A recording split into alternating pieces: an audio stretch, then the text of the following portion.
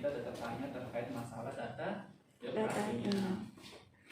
Kemudian yang kedua, menanyakan apakah saat ini mengalami nafas, batuk, nyeri dada, berdebar-debar, pada lantai dan atau cepat lemas. nah kemudian yang selanjutnya kita akan tanya keluhannya, termasuk keluhan utama. Jadi keluhan utama yang berkaitan dengan jantung itu yang pertama adalah nyeri dada. Nah, nyeri dada itu adalah kaitan dengan penyakit jantung, yaitu STEMI, angina pektor, dan sebagainya. Kemudian kita tanya terkait masalah sesak nafasnya. Nah, sesak nafas juga itu ada hubungannya, bukan ada sih, memang ada hubungannya dengan penyakit jantung. Ketika jantung itu tidak mampu memompa darah ke seluruh tubuh, maka itu akan berkompensasi pada masalah pernapasan. Pernapasan itu akan meningkat. Kemudian selanjutnya adalah batuk. Nah, batuk juga ini ada kaitannya dengan penyakit jantung. Kira-kira siapa yang bisa menganalisis kira-kira orang dengan penyakit jantung itu bisa terjadi keluhan batuk? Kira-kira ada kaitannya enggak? Kalau hubungannya sama yang arteri pulmonal ya, aliran darah dari jantung yang ke paru-paru itu Pak. Seandainya kalau tidak, maksudnya kalau tekanannya lebih besar di apa namanya, maksudnya dia lebih rendah, biasanya akan terjadi kan kayak difusi gitu, jadi cairan itu akan keluar, jadi sehingga paru-parunya nanti akan penuh terisi sekret atau cairan, sehingga nanti itu kan menyebabkan batuk karena terjadi sumbatan pada saluran pulmonalnya gitu. Jadi sudah tepat. Jadi ketika ada pasien dengan masalah jantung, dia ada kelemahan jantung. Jadi ketika ada kelemahan jantung itu sebenarnya aliran darah yang mau dipompa ke seluruh tubuh itu terhambat. Jadi yang memang normalnya itu jantung itu mampu memompa darah ke seluruh tubuh dengan normal, tapi karena ada masalah jantung, ada masalah kelemahan jantung, darah yang ada di jantung itu akan mengalir kembali ke paru-paru. Nah, akan mengalir kembali ke paru-paru dan akan mengisi bagian paru-paru, mengisi bagian, terutama bagian yang berdekatan dengan pembuluh darah pada paru-paru. Itu cairannya akan merembes masuk ke bagian paru-paru, makanya akan terjadi sesak maupun batuk. Karena di dalam paru-paru dan saluran paru-paru itu ada benda asing atau sesuatu yang bisa merangsang terjadinya refleks batuk. Makanya pasien dengan keadaan penyakit jantung bisa keluhannya itu salah satunya itu adalah batuk. Kemudian selanjutnya udem dan cepat lelah. Nah, udem dan cepat lelah juga ada kaitannya dengan jantung. Udem itu biasanya pada ekstremitas, paling nampak itu pada bagian ekstremitas, karena pada bagian ekstremitas itu adalah salah satu bagian yang paling jauh dari paru-paru.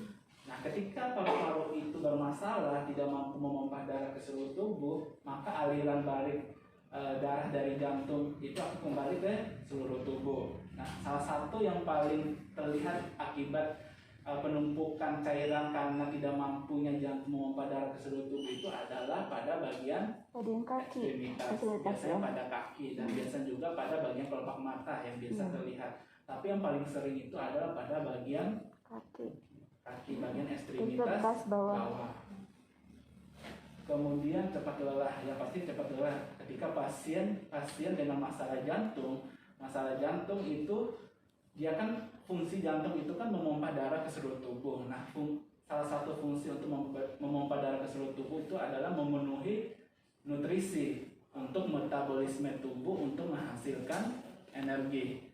Nah, ketika jantungnya bermasalah, otomatis sumber nutrisi, oksigen yang diperlukan untuk metabolisme tubuh untuk menghasilkan energi itu akan terganggu. Bayangin kalau kita nggak makan, misalkan kita nggak makan, itu kan kita akan merasa lelah. Nah, begitu juga ketika sel tubuh kita tidak mendapat nutrisi. Nah, yang membawa nutrisi ke seluruh tubuh itu adalah jantung melalui pembuluh darah. Jadi si jantung itu kan memompa darah ke seluruh tubuh. Nah, darah itu kandungannya adalah ada oksigen, ada nutrisi. Nah, oksigen dan nutrisi ini akan dipakai oleh tubuh untuk menghasilkan energi. Makanya ketika ada masalah jantung, otomatis kita juga akan kekurangan energi karena tidak ada zat yang digunakan untuk metabolisme tubuh. Sampai sini paham kan? Paham. Paham. Kemudian yang ketiga lanjut. Riwayat penyakit saat ini, sejak kapan keluhan dirasakan, berapa lama keluhan dirasakan, faktor yang menimbulkan, memperparah dan memperingat keluhan. Nah, misalkan salah satu kita ambil contoh ya, misalkan pasiennya Fajar datang dengan keluhan sesak. Nah kita tanya, Pak sejak kapan sesaknya? Kita tanya, misalkan ada keluhan sesak, sejak kapan sesaknya? Nah misalkan jawabnya si Bapak Fajar ini sejak tadi malam. Kemudian kita tanya, apakah sesaknya ini berkurang ketika istirahat? Kita tanya, kalau berkurang kita catat, oh berkurang ketika istirahat, atau tambah berat ketika melakukan aktivitas. Itu yang perlu kita tanyakan pada masalah-masalah jantung, karena pasien-pasien jantung itu biasanya ketika melakukan aktivitas itu sesaknya itu semakin bertambah, dan ketika istirahat sesaknya itu akan berkurang pada sebagian penyakit jantung. Kemudian yang selanjutnya yang paling khas juga dengan penyakit jantung itu adalah nyeri dada. Nah, nyeri dada yang kemarin saya bilang, ketika ada pasien yang mengeluh nyeri dada maupun nyeri apapun, kita melakukan pengkajian secara komprehensif dengan menggunakan pengkajian menggunakan PQRST. Sudah hafal kan PQRST? Nah, udah ingat. Coba Catherine, P itu apa? Belum hafal Catherine. P itu apa? Penyebabnya. Jadi kita harus tahu penyebab dari nyeri dada ini karena apa. Kemudian apalagi Catherine? I-nya kualitas. Kualitas itu yang seperti apa?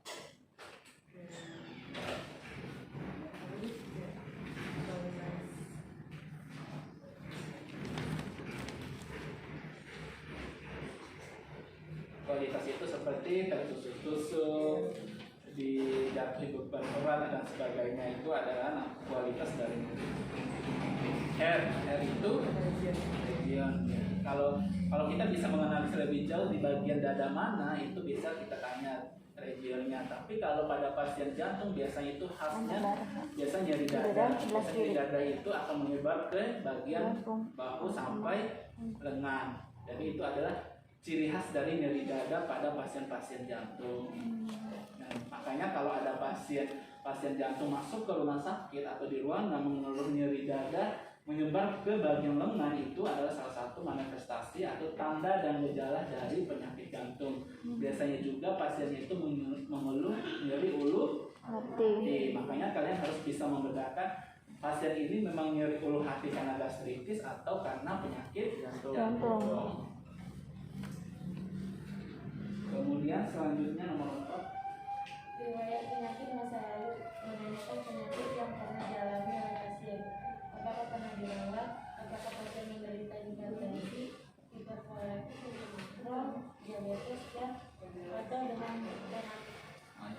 Jadi selanjutnya itu kita tanyakan riwayat penyakit masa lalunya. Tanyakan pasiennya, Pak pernah terdiagnosa penyakit hipertensi nggak sebelumnya? Pernah periksa kolesterol nggak sebelumnya? Kalau pernah periksa kolesterol, berapa kolesterol terakhirnya? Kemudian kita tanya juga bagaimana riwayat penyakit lainnya. Apakah bapaknya ini menderita diabetes? Apakah bapak ini menderita penyakit hiperkolesterol, hipertensi maupun demam reumatik sebelumnya? Jadi itu yang perlu kita kaji terkait masalah kesehatan masa lalu dari pasien, terutama masalah kesehatan yang berkaitan dengan masalah penyakit jantung seperti hipertensi, diabetes, hiperkolesterol dan penyakit lainnya. Nah itu yang perlu kita tanyakan kepada pasiennya. Nah hal lain yang perlu kita tanyakan itu adalah terkait masalah apakah pernah dirawat sebelumnya. Kalau pernah dirawat, tanyakan dia dirawatnya karena penyakit apa. Makanya kalau pasiennya sudah mengungkapkan bahwa saya pernah dirawat karena hipertensi, otomatis ketika ada tanda dan gejala seperti nyeri dada, sesak dan sebagainya, kita bisa memprediksi kalau pasien ini kemungkinan mengalami penyakit kardiovaskuler. Walaupun nanti kita akan berkolaborasi dengan tenaga medis lainnya seperti dokter nanti akan menganjurkan untuk pemeriksaan, misalkan pemeriksaan penunjang seperti EKG, seperti pemeriksaan enzim jantung dan pemeriksaan lainnya untuk menunjang diagnosa penyakit pada pasien tersebut. Kemudian selanjutnya riwayat penyakit keluarga. Nah, ini juga penting kita tanyakan kepada pasien karena ada beberapa penyakit yang berkaitan dengan kardiovaskular itu merupakan penyakit keturunan, penyakit yang memang diwariskan dari keluarga, baik itu bapaknya maupun ibunya maupun dari kakek neneknya. Nah, itu yang perlu kita tanyakan. Seperti diabetes kan salah satu penyakit yang bisa karena faktor keturunan. Nah, penyakit selanjutnya adalah penyakit hipertensi, juga itu salah satu penyakit yang bisa diturunkan dari ayah, bapak, ataupun dari kakek pasien tersebut. Makanya perlu kita tanyakan kepada pasien ketika kita melakukan anamnesa riwayat penyakit keluarganya. Kemudian kebiasaan. Nah, ini salah satu faktor juga yang perlu kita tanya kepada pasien ketika kita melakukan anamnesa, karena ada beberapa kebiasaan dari pasien itu yang memang bisa berdampak terhadap penyakit jantung. Salah satunya apa di situ? Merokok, minum alkohol, konsumsi obat tertentu, pola hidup dan stres. Nah, itu adalah faktor-faktor yang bisa mempengaruhi munculnya penyakit jantung pada pasien. Seperti merokok, minum alkohol, pola hidup yang tidak baik dan stres. Nah, itu adalah akan memicu timbulnya penyakit-penyakit kardiovaskuler. Kemudian selanjutnya inspeksi dan palpasi. Coba Instagram. Melakukan inspeksi dan palpasi terhadap badan pasien, yaitu wajah, apakah tampak pucat, sianosis, sesak, nyeri atau kesakitan. Nah, jadi yang pertama adalah kita melakukan pemeriksaan fisik, yaitu inspeksi dan palpasi. Jadi yang pertama kita lihat itu adalah wajah, karena di wajah itu salah satu bagian tubuh memang yang ada kaitannya dengan penyakit jantung. Salah satunya adalah bagian dari skleranya. Nah, sklera kemarin sudah saya perlihatkan bagaimana cara pemeriksaan. Bukan sklera, konjuntiva. Konjuntivanya kita buka, kita lihat bagian yang putih itu apakah tampak anemis atau apa? Anemis atau tidak anemis. Nah, kalau anemis akan terlihat pucat. Apa? Pucat. Kalau anemis terlihat apa? Pucat. Kelihatan pucat. Nah, apa kaitannya dengan jantung? Ada yang bisa jelaskan? Kenapa orang jantung itu tampak anemis? Kenapa? Karena sirkulasi darah ke seluruh tubuhnya berkurang karena curah jantung menurun.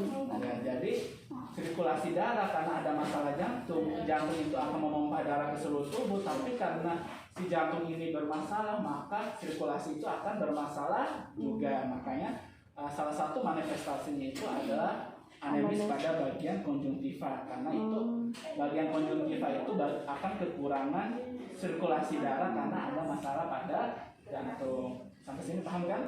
Ya. Kemudian selanjutnya kita lihat bagian sianosis. Nah, kita lihat di wajahnya. Bukan. Tadi udah langsung mata ya? Iya. Langsung lanjut aja. Kemudian kita lihat bagian bibirnya. Nah, di bibirnya itu kita lihat tampak apa? Biru. Biasa pasien jantung. Biru. Nah, biru itu menandakan apa? Sianosis. Nah, sianosis. Kekurangan oksigen. Dinda, sianosis itu bagaimana? Apa maksud dari sianosis? Nah, kekurangan oksigen. Nah, pasien dengan penyakit jantung juga itu kan seperti yang Bapak bilang tadi, bahwa si jantung itu akan membawa nutrisi dan oksigen ke seluruh tubuh. Tapi karena ada masalah, maka akan terjadi pengurangan oksigen ke seluruh tubuh. Salah satu tanda yang bisa kita lihat adalah dengan melihat bagian bibirnya sianosis atau tidak. Nah, kalau kalian bisa menemukan juga adanya sianosis sentral, itu biasa kalian lihat pada lidah. Jadi pasiennya dianjurkan untuk menurunkan lidahnya. Kita lihat di bagian tengah lidah itu apakah ada tanda biru atau tidak. Bagian tengah. Yang atas ini Pak. Yang bagian atas lidah itu Oh, kita ya. lihat apa tanda biru atau tidak, walaupun jarang juga terlihat pada pasien-pasien jantung. Tapi ketika ada masalah jantung biasanya itu yang paling khas muncul itu adalah pada bagian bibir. Bagian bibir itu akan tampak biru sampai keunguan. Itu menandakan bahwa ada kekurangan oksigen atau ada masalah pada bagian jantung. Kemudian selanjutnya kalau yang di kuku Pak, ya nanti itu kita lanjut. termasuk ya? Iya, itu udah mulut, bibir, kemudian langsung ke tangan.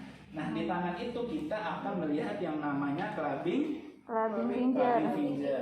Jadi clubbing finger itu di mana kuku pasien itu biasanya itu akan naiknya. Kalau normalnya ketika kalian begini itu akan ini nggak ada lubang atau lubangnya yang bagian sini. Coba begini tangannya. Nah ini adalah salah satu untuk melihat adanya clubbing finger. Coba begini ya, dirapatkan ininya.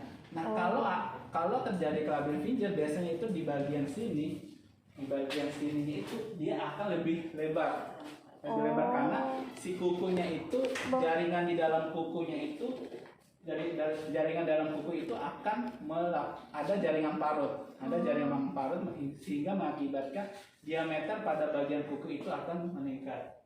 Ya Bu. Nah itu adalah salah satu untuk melihat tanda dan gejala dari penyakit kardiovaskular pada bagian ekstremitas. Oh, kita mengenai sesuatu. Nah, selanjutnya kita lihat di bagian vena jugularisnya. Nah, jadi di vena jugularis itu kita melihat bagian sini. Nah, ada peningkatan vena jugularis atau tidak? Kalau pada pasien normal kan tidak ada peningkatan, seperti Fajar ini kan tidak ada peningkatan vena jugularis. Kalau ada peningkatan vena jugularis biasanya itu akan timbul seperti si vena kita itu kelihatan muncul di bagian sini. Di bagian sini biasanya pasien-pasien dengan peningkatan cairan, peningkatan volume cairan atau pasien-pasien dengan masalah jantung itu juga akan memberi tanda pada bagian vena jugularisnya. Kemudian selanjutnya kita lihat pada bagian ekstremitas. Jadi salah satu yang saya bilang tadi, salah satu manifestasi dari masalah kardiovaskular itu adalah adanya udem pada bagian ekstremitas. Nah, kita lihat di bagian kakinya. Mana kakinya Fajar ini?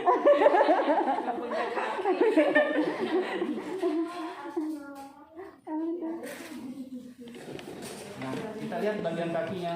Kita melihat apakah ada namanya udem atau tidak. Nah, untuk menentukan derajat udem, kalian bisa baca di situ. Coba baca untuk menentukan derajat udemnya. Ada derajat 1, ada derajat 2, dan ada derajat 3 maupun ada derajat 4. Nah, bagaimana kalau derajat 1?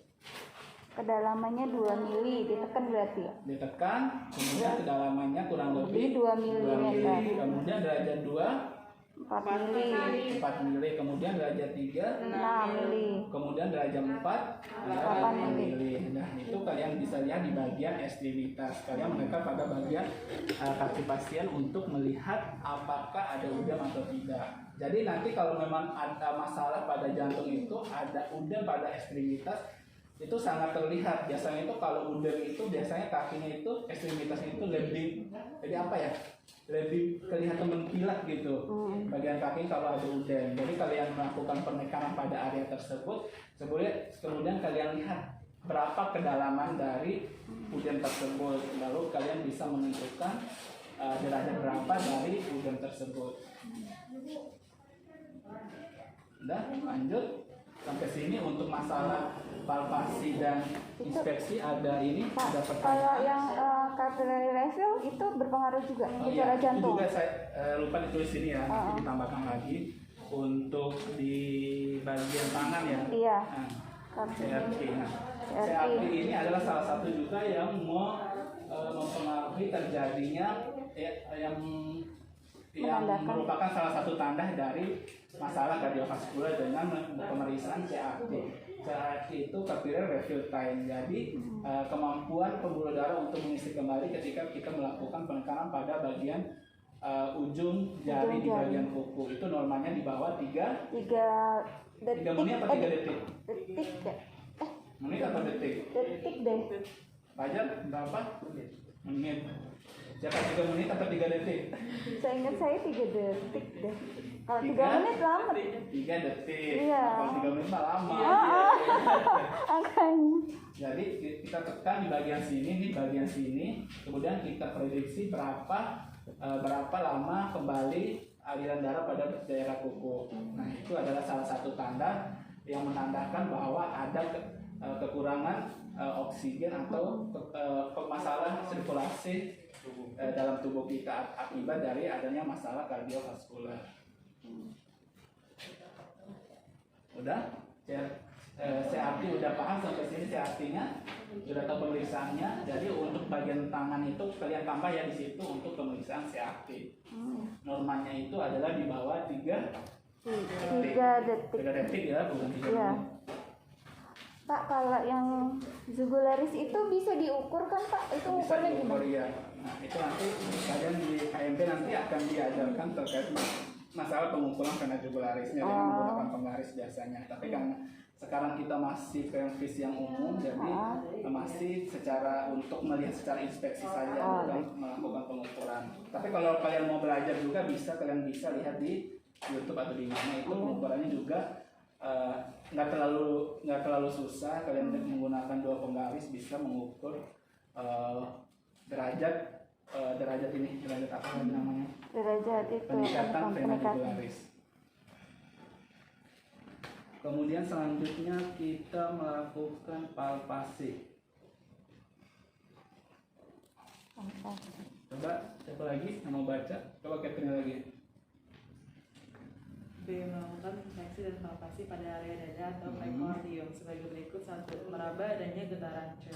Getaran menunjukkan gangguan aliran darah akibat gangguan penutup katup jantung atau atrial defect. Jadi salah satu untuk palpasinya itu kita melihat adanya trill getaran pada daerah sekitar jantung, dan biasanya kita menggunakan satu telapak tangan. Jadi kita lihat di bagian jantungnya, kita letakkan tangannya begini, kemudian jangan ditekan, jadi kita letakkan di atasnya, kita meraba apakah ada getaran atau tidak. Nah, kalau normalnya itu tidak ada getaran, seperti Fajar ini masih normal karena tidak ada getaran. Kemudian yang kedua, coba dibaca. Mengobservasi dan meraba lokasi point of maximal impulse. Nah, untuk menentukan posisi PMI atau point of maximal impulse adalah di sela iga ke itu ada situ sela iga ke yang apa Pak? Ini tadi? 5 point of maximal impulse sama dengan kordis jantung. Itu puncak jantung loh yang detak-detak itu. Nah, di situ kita untuk menentukan yang namanya point of maksimal impulse atau PMI di sela iga kelima. Nah, sela iga kelima di bagian apa? Ini udah sela iga kelima nih, tapi di bagian mana? Mid clavicula clavicula bagian kiri. bagian kiri. Dari mid clavicula bagian kiri di ICS Intrakosta kelima tadi kan? intrakosta kelima. Iya. Iya, ICS kelima. Jadi kita lihat nih. Jadi ini patokannya, coba berdiri. Coba berdiri semua. Ya. Biar bisa lihat. Berdiri tetap jaga jarak ya. Berdiri, kita kan ini manubriumnya, ini tulang dadanya, tulang dada.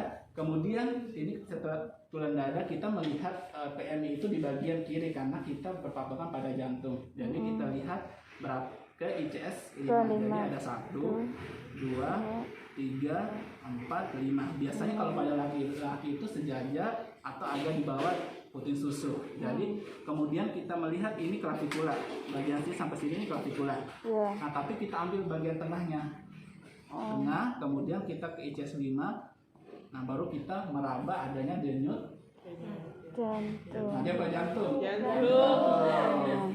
Denyut jantung. Nah, disitulah kita meraba apakah adanya namanya normalnya itu satu jari kita, normalnya itu getarannya di bagian sini. Denyut jantung itu satu jari. Tapi kalau agak melebar sampai bawah atau ke atas, itu kemungkinan ada yang namanya pembesaran Jantung. jantung. Jadi kita saya ulangi lagi, kita menentukannya itu adalah di ICS 5, ICS 5 kemudian mid clavicula di mid kiri. clavicula. Jadi mid clavicula itu namanya mid Berarti berarti di tengah-tengah. Dari tengah-tengah clavicula di bagian bawah kemudian kita menentukan ICS 5-nya. Nah, kemudian kita meraba, oh ini ada denyut jantungnya. Yang kita harus identifikasi adalah apakah denyutnya itu melebar ke atas maupun ke bawah. Kalau melebar ke atas maupun ke bawah itu ada kemungkinan pembesaran jantung. Tapi kalau seperti Fajar ini masih normal, berarti tidak ada pembesaran jantung. Sampai sini paham? Ya. Kemudian selanjutnya perkusi. Nah, perkusi ini sebenarnya untuk perkusi ini adalah untuk menentukan Itu posisi jantung, menentukan batas-batas jantung. Tapi ini untuk perkusi menentukan batas-batas jantung ini sudah tidak dianjurkan untuk dilakukan karena memang agak sulit untuk menentukan batas-batas jantung. Jadi nanti ketika kalian di rumah sakit biasanya untuk penentuan batas-batas jantung itu biasanya menggunakan fototoraks yang ada jantungnya.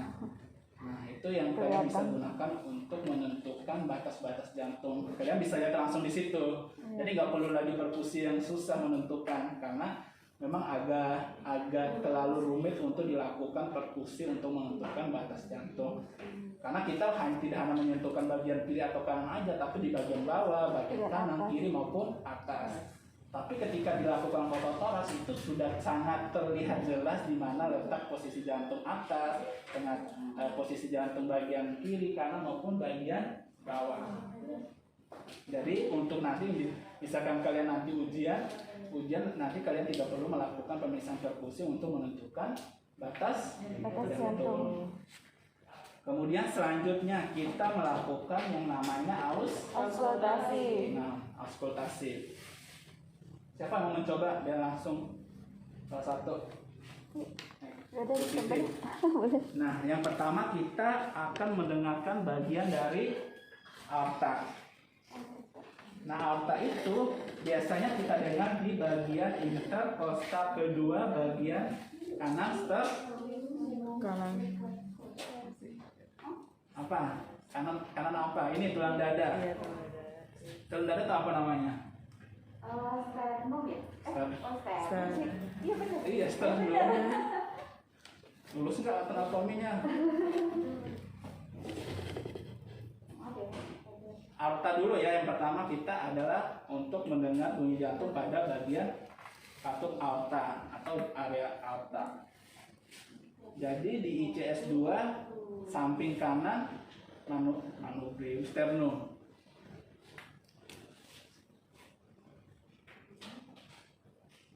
Langsung yang di situ Bu, kanan Bu. Nah, di situ kita mendengarkan untuk area apa? Area aorta. Nah, tadi di area aorta apa? ICS 2 sebelah kanan Sternum.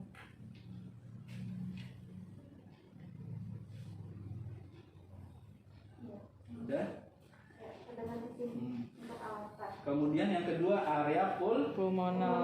Jadi untuk area pulmonal itu sebelah kiri. Jadi sama posisinya ICS 2 tapi sebelah Kiri. Oke, bisa berdiri kalau mau lihat posisinya bisa. Kalian bisa berdiri biar bisa lihat langsung. Tapi jaga jarak ya.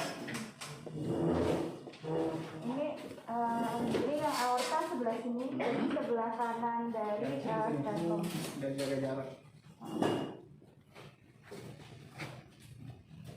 Kamu di sana posisinya.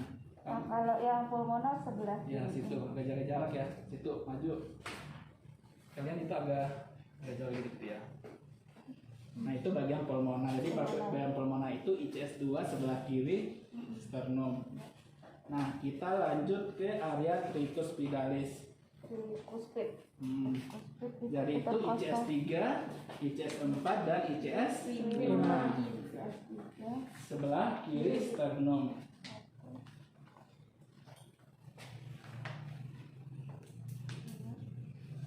ICS 3 ya Pak? Ya, ICS 3, 4, 5. Tapi langsung samping sternum ya, bukan di mid clavicula, itu agak beda lagi. Iya. ICS 3. Agak ke bawah kan itu udah 4 kan, Ke atasannya. ya 3 itu. Itu ICS 3. Nah, di situ kita mendengarkan bunyi jantung pada area tricus pidalis. Kemudian ke ICS 4-nya di bawahnya. Jadi ICS 3, 4. Jadi kayak turun ke bawah gitu loh. 3, 4, 5. Nah, itu bagian 4. ICS 4-nya. Kemudian ke ICS 5. ICS-nya. Iya, nah situ. Sakit nggak Fajar? Sorry ya Fajar. Maaf ya Fajar. Bentar dulu, 1. Ya. ICS 5.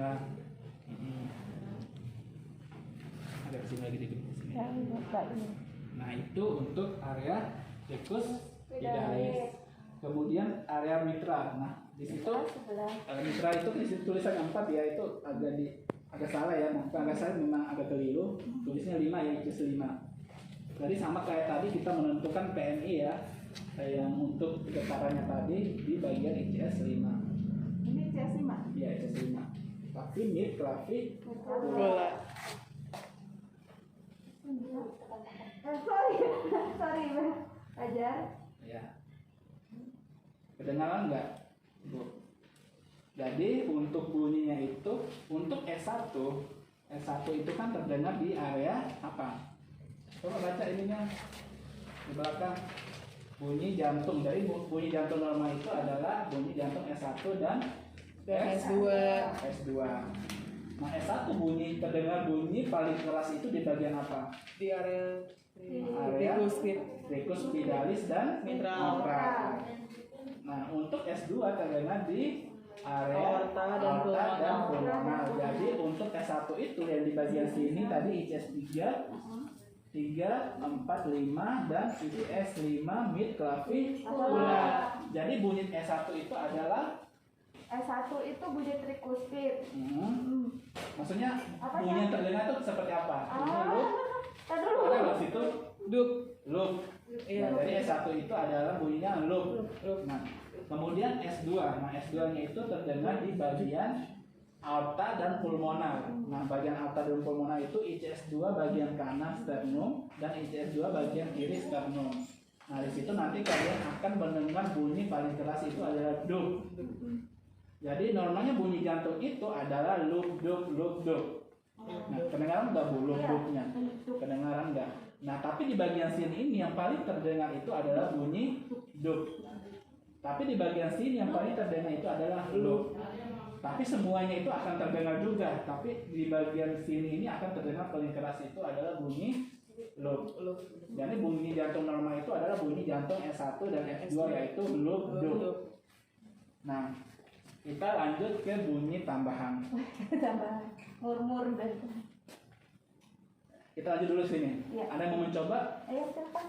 untuk posisinya? Karena bagian jantung, paruh dan abdomen itu nanti akan kalian ujikan untuk ujian pemeriksaan fisik. Makanya kalian harus Ayo tahu coba. bagaimana Catherine coba Catherine. Ayo, mumpung masih ada Mumpung foto masih tes ada yang pasien ngajarin kita. loh.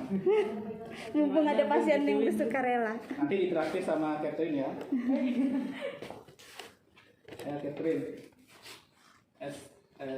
Area aorta dulu. Di bagian mana? Tadi ICS 2 sebelah ICS kanan. 2 sebelah kanan sternum. Tahu kan ICS itu apa, Catherine? Interkosta, berarti antara tulang kosta itu ada tengah-tengahnya gitu, berarti ICS. ICS 1 dulu, mana ICS 1-nya? Yang lembut-lembut begitu, begini.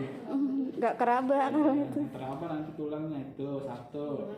Nah, ini sternum kan 1. Biasanya begini nih, nah gitu. Tuh, lihat. Keraba nggak kalau dia di sela-sela tulang? Iya. Ya, di situ menentukan berarti dia Yang kedua. ya, kedua. Dapat nggak kedua?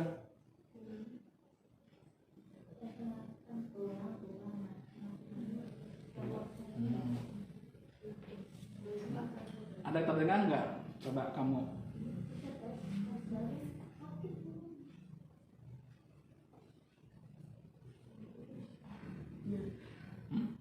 Hah? Masa sih?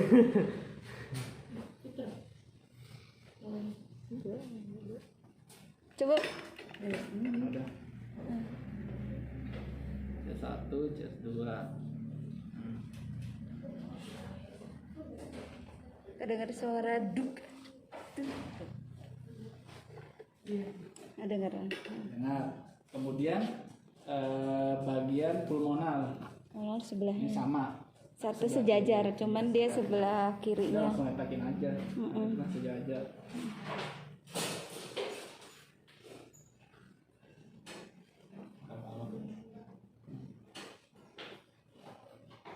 Kedengar enggak? Ya, kemudian kita lanjut ke bagian Tadi 4 Oke. S1. Iya. Tricuspidalis. Tricuspidalis. ICS berapa? CS3 4 5. 5. Ya, ayo 4, 3 mana? Kiri apa kanan? Catherine. Kiri.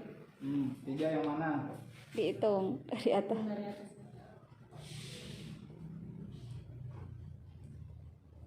Dan bukan itu juga, gini masuk satu, gini 1, kemudian untuk lagi 2 gitu. Nyari selak, Itulah maksudnya. nyari interkostanya. Iya. Sinilah. Ini kan tulangnya, ini bagian sini tulang ini. Anggap aja. Baca. Dengar? Nah, pindah ke bawahnya lagi. Satu, lengkap satu. Nah, ke bawah lagi 1. Itu terlalu bawah sih kayaknya. Iya, taruhnya ini 2, ini 4, ini 5. Kemudian pindah ke Mitral. Itu tadi di mana, Catherine? Interkostal kali. Interkostal 5. 5 mid clavicula kiri. Bagian mana? Kiri. Nah, ayo bagian mana? Mid clavicula. Sebelah sana ya. Nah, ICS 5. ICS 5 sejajarnya yang tadi terakhir. ICS 5. Dihitung dulu deh. ICS 5, mid clavicula. Ini nih clavicula nih, claviculanya ini nih, mid, parkir tengah. Terus ke ICS 5. Ya, ke terlalu bawah. ICS 5, iya. Coba, ini paling keras biasanya itu. Mitral. Kerasan dum apa dum? Ya benar. Udah? Paham? Ada yang mau mencoba Coba lagi silakan. Ayo, mumpung ada yang ini. Fajar masih siap. Maaf ya Jar. Maaf ya Jar. Mau coba? Udah, nggak ada. Udah ayo. Intan mau nyoba nah. Ayo. Ayo. Daripada denger murmur. Mendengar mulu.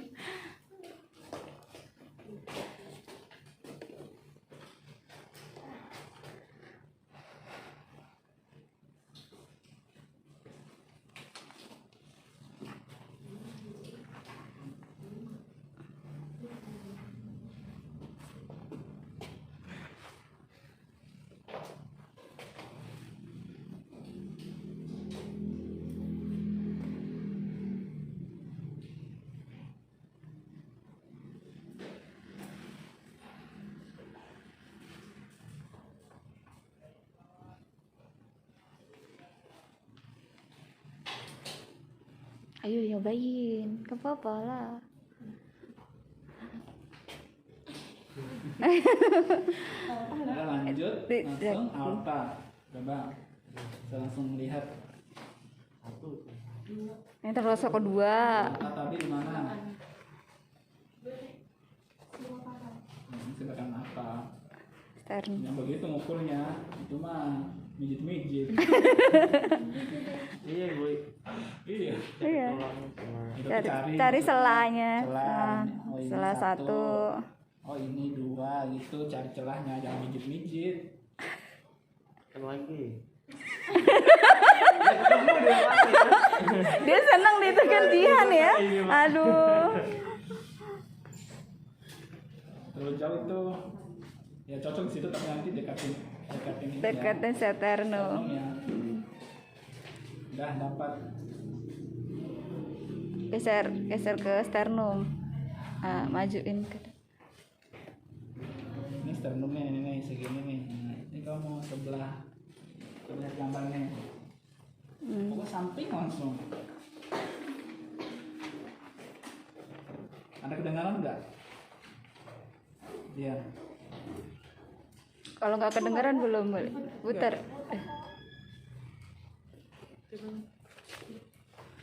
Sebenarnya. Coba. Udah kan?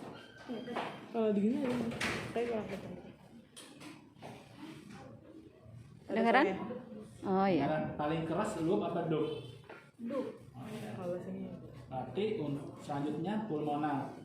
Pulmonar Itu kamu seberangnya nggak usah doang, pukul lagi. seberangnya. Nah, nyebrang. Udah aja, jadi nggak usah perlu mukul lagi, kasihannya. Gelir ya. Anda terdengar? Ada. Paling keras apa? Ya. Kemudian lanjut, ini kan udah tahu 2 nih. Kalian tuh sebenarnya bisa memprediksi soal ini 3. 3 untuk bagian trikus. Cuspidalis. Dengar? Apa yang paling keras? Hah? Seharusnya Loop harusnya. Itu masih karena dekat jadi mungkin kedengaran. Geser turun dikit. Coba geser dikit. Bawah. Loop, Kemudian ke ICS 4.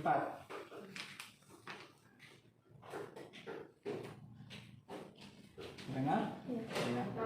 Ya. Kemudian ICS 5. Ke bawah ini. Nah. Udah terdengar lu? Lu apa dulu yang keras? Ya. Kemudian kita lanjut ke bagian Mitral. Nah, tadi di bagian apa? Interkostal kelima. Mid clavicular kiri.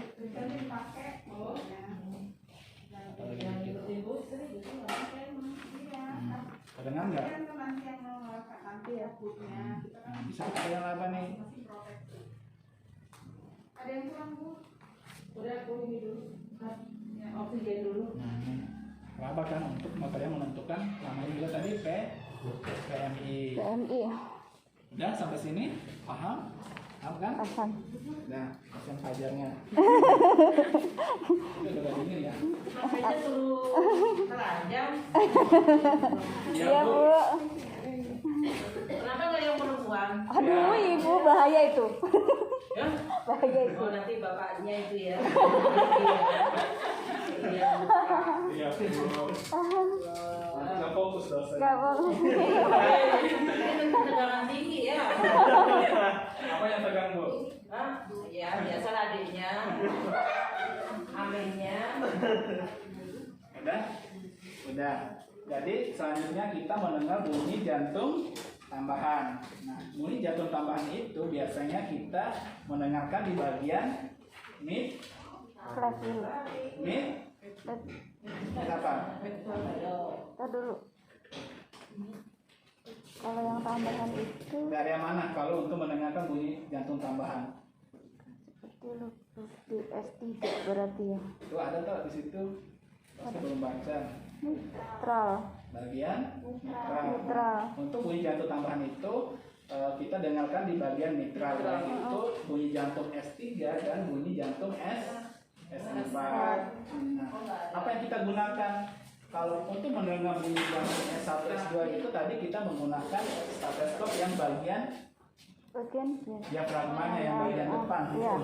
Nah, kalau untuk mendengarkan bunyi jantung tambahan itu menggunakan belnya. Bel itu yang bagian itu, tuh, yaitu. Nah, itu kita dengar. Nah, itu kita mendengarkan di bagian mitral. Kita tadi bagian apa? Di bagian mana mitral tadi? Kiri bagian apa? ICS 5 Mid clavicula kiri. Clavicula. Tadi kita mendengar namanya bunyi jantung tambahan bunyi jantung S3 dan S4. Nah, kita di situ kalau bunyi jantung S3 biasanya itu loop dub de. Itu Nah, yang pokoknya ada tambahan. bunyi jantung selain loop dub lah. Tapi bunyinya setelah S S2. Setelah S2. Setelah S. duk. Iya. Setelah duk. Berarti lub duk ada bunyi jantung tambahan. Lub duk de biasanya. Kalau untuk bunyi jantung tambahan S4 biasa muncul lebih awal. Jadi sebelum S1. S1. Dan ini bunyi jantung tambahan dulu, kemudian lub duk, de lub duk. Nah, paham nggak sampai sini? Kalau S3 tadi gimana bunyinya? Jadi lub duk de. Ya, jadi normal dulu baru ada tambahan. Ada Oh, juga tambahan. tambahan. Jadi ada bunyi normal dulu baru ada tambahan. Itu S3. S3 setelah bunyi S2. Nah, kalau bunyi S4 bunyinya sebelum Sebelum S1. Jadi bunyi jantung tambahan dulu, baru bunyi S1, baru bunyi S2. Dulu. Tadi posisinya di mana? Untuk posisi mendengarkan bunyi jantung tambahan itu di bagian apa? Di mitral, interkosta kelima. ICS. ICS 5 mid clavicula. ICS 5 mid Clavicula. Nah, sampai sini paham? Ya. Ada yang mau ditanyakan sebelum kita pindah ke abdomen? Itu yang tidak normalnya. Abdomen. Kan ini yang normalnya. Tapi pasiennya nggak normal. Tidak normal itu S3 SMP itu masuk juga tidak normal, Bu. Oh, yang tadi S3 S4 itu Iya. masuk tidak normal. Oh, biasanya kenapa Pak itu S3 S4? Jadi S3 S4 itu biasa karena ada masalah biasanya pada katup misalnya atau pada masalah biasanya pada katupnya. Ada katupnya itu yang memang ketika melakukan kontraksi itu jantung biasanya menutup. Katupnya menutup buka. Tapi ada masalah katup itu dia tidak menutupnya sempurna. Oh, Tidak iya, menutup iya. sempurna. Berarti kayak ini Jadi penyakit kayak katup.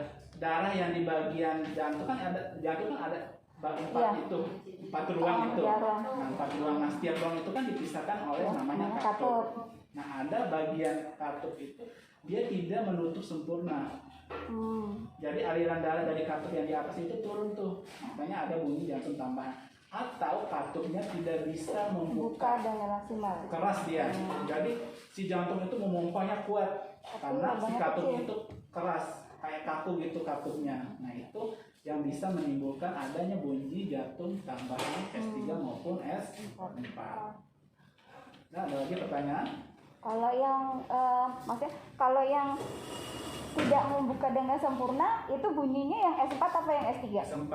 Oh, S4 yang tidak S3 bisa. itu yang Yang nggak bisa nutup. bukan bisa menutup, Oh, menutupnya ini nggak tidak sempurna. Oh iya. S3. Dari ya. Iya, Bu. Menutup tidak sempurna. Kalau yang lain kan belum. S4 itu dia menutupnya. Membukanya, Yang lain ada membukanya. pertanyaan yang lain? Yang ini yang derajat edema. Oh, pindah ke halaman. Kan tadi derajat edema itu kan dia di bagian ekstremitas bawah. Hmm. Itu kita tekan bagian ekstremitas bawahnya atau gimana? Oh, ini. Nih kakinya nih. Ada ini. Oke. Nah, biasanya itu kan ada udang. Udang itu kayak bengkak. Kita bisa lihat nanti mengkilat banget itu. Kalau ada udang karena itu kan ada penekanan di dalam, ada cairan yang berlebihan. Makanya terjadi udang. Jadi kita tekan di bagian sini. Di bagian sini kita tekan, kemudian kita lihat. Kita tekan, kemudian kita lepas. Nah, kalau dia udang pasti nanti ada kayak apa ya? Kayak celong gitu ya, kalau cekungan. kita menekan. Nah, untuk menentukan derajatnya itu kita lihat itu kira-kira kita prediksi itu berapa kedalamannya, baru kita bisa menentukan dia derajat 1, derajat 2, derajat 3 atau derajat 4. Nah, paham? Aduh, maaf ya, kenapa belum jadi? Ketarik. Sakit. Ya. Udah, ada lagi pertanyaan? Untuk jantung, pemeriksaan fisik jantung, ada? Kalau tidak ada, kita lanjut ke bagian Abdomen. abdomen.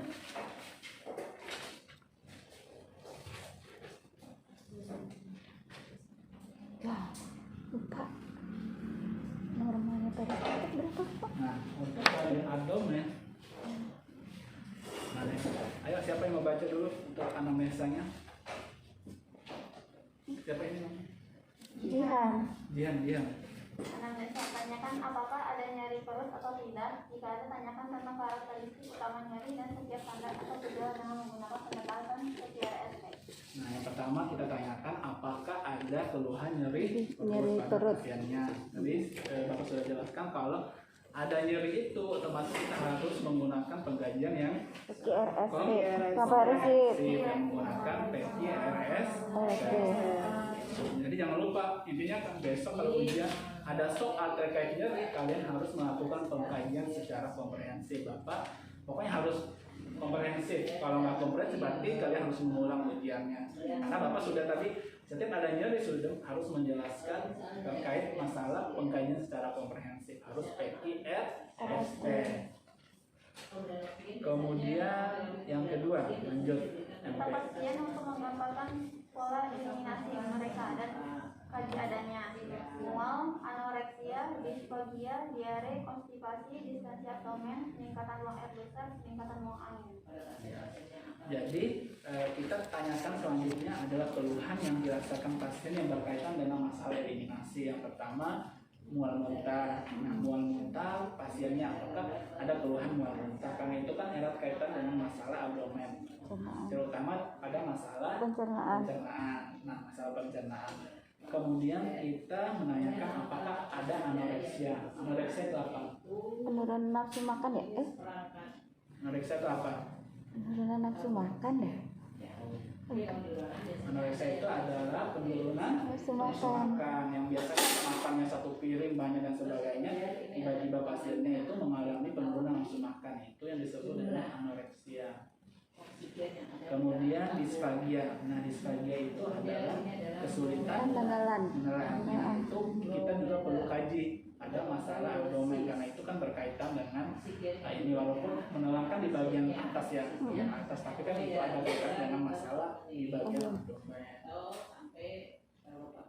Nah, karena kalau pasien-pasien dengan disfagia itu kesulitan menelan itu kemungkinan di bagian tenggorokan mungkin ada tumor, mungkin ada kanker atau ada sumbatan dan sebagainya. Itu yang perlu kita tanyakan. Kemudian diare. Nah, itu juga diare itu sangat penting kita tanyakan terkait ketika kita melakukan pemeriksaan abdomen. Kalau memang dia diare, nah sebelumnya saya lanjut, diare itu syarat dikatakan diare itu gimana?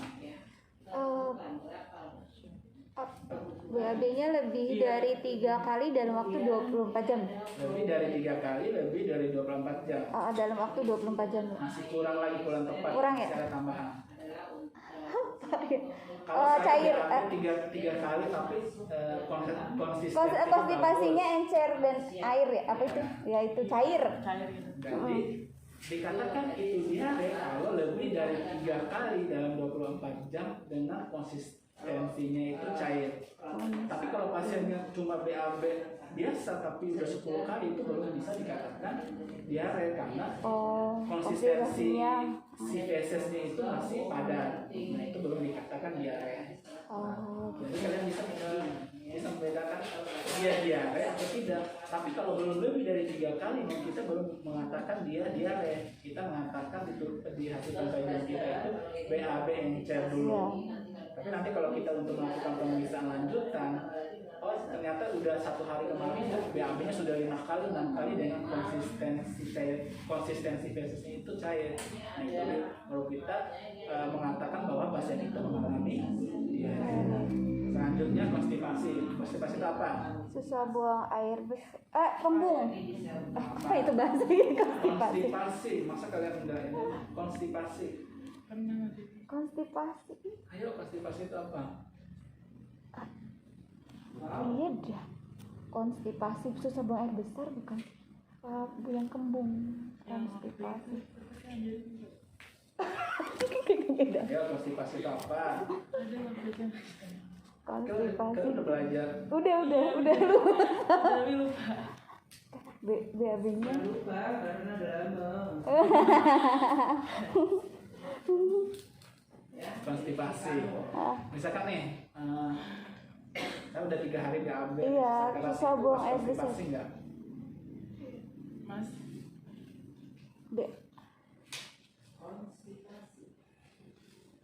Coba cari dia kan. punya HP. Coba. Ayo. Kayaknya dia susah buang air besar lebih dari 2 hari apa ya?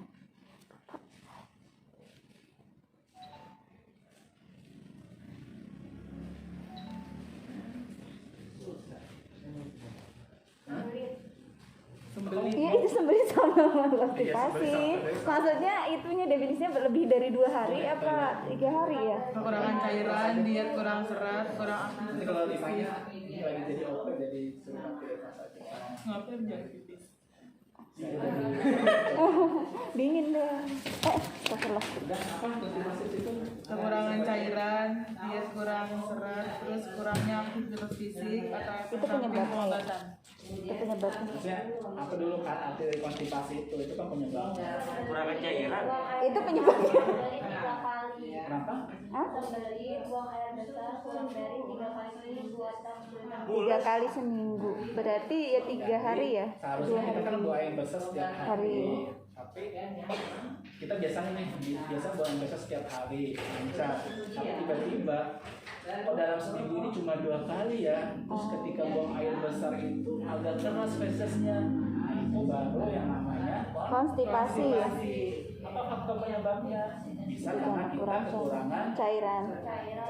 kekurangan serat. Serat. Nah, yang berkaitan dengan makanan yang kita konsumsi. Nah, itu adalah namanya konstipasi.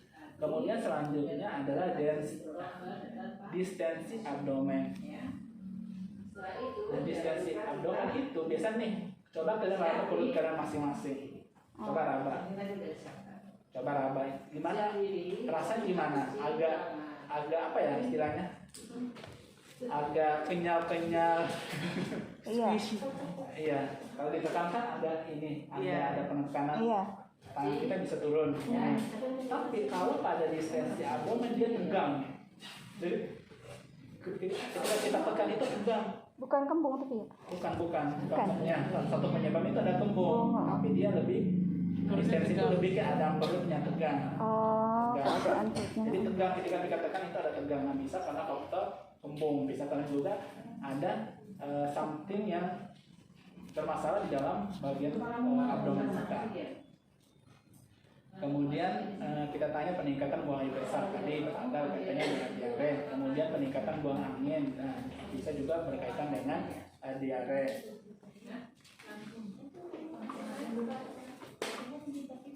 Nah, kemudian dysuria atau nocturia. Dysuria itu apa ya? Ini apa namanya dysuria itu kencingnya kurang ya? Kurang apa? Nggak kencing sama sekali. Kayaknya yang itu. Apa dysuria? Nocturia. Coba cari di internet dysuria. Tidak kencing sama sekali atau kencingnya sedikit? Kencingnya dikit. Kencingnya sedikit. Kalau tidak kencing sama sekali namanya Nocturia. Enggak ya? Anuria. Jadi dysuria itu kencingnya sedikit. Kalau tidak kencing sama sekali atau tidak ada air kencingnya itu namanya anuria. Kemudian coba cari nocturia itu apa? Malam-malam ngompol ya? Bukan ya? Iya. Yang kencing malam. Nocturna. Itu kencing pada malam hari, ngompol biasanya. Iya. Bisa terjadi pada Anak-anak atau lansia. juga pada lansia. Tidak kencing. Itu yang tadi Pak. Yang itu ya. Apa? Nocturia. Nocturia. Dysuria kencing. Kemudian kita tanyakan riwayat kesehatan masa lalu yang berkaitan dengan abdomen. Jadi kita tanya apa saja sih masalah atau penyakit-penyakit yang berkaitan dengan abdomen yang kemungkinan diderita oleh pasiennya. Tanyakan apakah sebelumnya ada diare yang berkepanjangan, kemudian adakah riwayat operasi pada bagian abdomennya. Kalau ada kita lihat apakah ada bekas operasinya atau tidak. Nah, itu yang bisa kita lihat Pak, yang bisa kita tanyakan untuk riwayat kesehatan masalah abdomen. Kemudian selanjutnya sama dengan tadi untuk jantung, kita menanyakan riwayat kebiasaan dari si pasien ini. Riwayat kebiasaan, itu bisa berkaitan dengan masalah abdomen, mungkin terkait konsumsi alkohol. Kemudian riwayat sosial. Nah, riwayat sosial ini maksudnya apakah dia itu tinggalnya itu di daerah mana sih? Apakah daerahnya daerah mungkin kumuh atau kurang bersih atau sebagainya. Kemudian masalah ekonominya, apakah dia itu ekonomi ke bawah, ekonomi rendah atau apa? Nah, itu yang perlu kita tanyakan pada pasien tersebut, karena itu akan berkaitan dengan secara tidak langsung berkaitan dengan masalah abdomen. Nah, kemudian kita lanjut kita ke inspeksi. Nah inspeksi ini, mana nih pasien?